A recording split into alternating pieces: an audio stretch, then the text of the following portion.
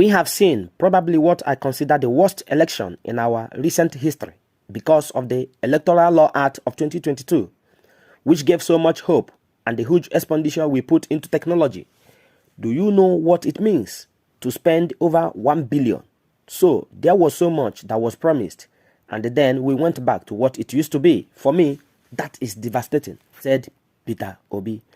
The presidential candidate of the Labour Party LP, Peter Obi, has described Nigeria's just concluded presidential election held last month as the worst conducted in the country's recent history. Mr. Obi stated this during an interview on Channels TV Sunrise Daily Morning Show on Thursday.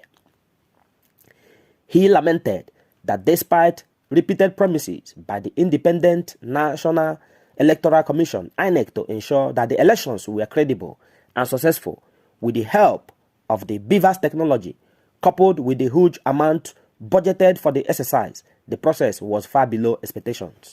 Is there Labour Party on this one? Yeah. We have seen probably what I consider the worst election in our recent history because of the Electoral Law Act of 2022, which gave so much hope and the huge expenditure we put into technology. The former governor of Anambra State lamented that the poor performance of the INEC in the election, due to the commission's failure to upload election results in real time on its portal as promised, has downgraded the country's rating by some rating firms.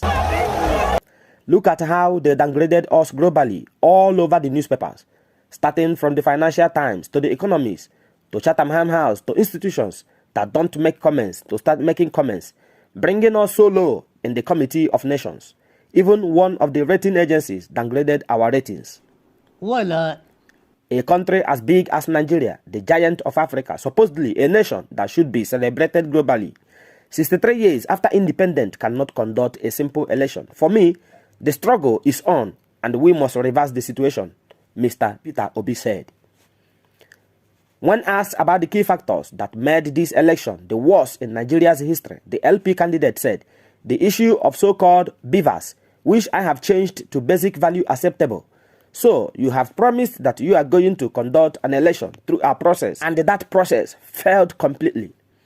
INEC had, on 1st of March, declared Bola Tinubu of the ruling party APC the winner of the 25th February presidential election. However, both Messrs. Atiku and the Obi have since rejected the results as announced by INEC, with each of them laying claim to winning the election and vowing to challenge the exercise in court. During the interview on Thursday, when Mr. Obi was asked if he was hurt, he said, I am not hurt personally, I am not saddened personally, but I am for my country and the future it portends for the young ones and the future generations, because we must build a better place for them. It is about the future of our society. My generation would say we have lost it. We must build a better place for them, and building a better place is why I am saddened. I can assure anybody that if today I were to be in service, Nigeria would not spend nearly what it spent, and we would have a first-class election that would be celebrated globally. He reiterated that everybody paid so much emphasis on the law and the technology, describing the failures of the exercise as when you promise so much and you don't even meet the minimum.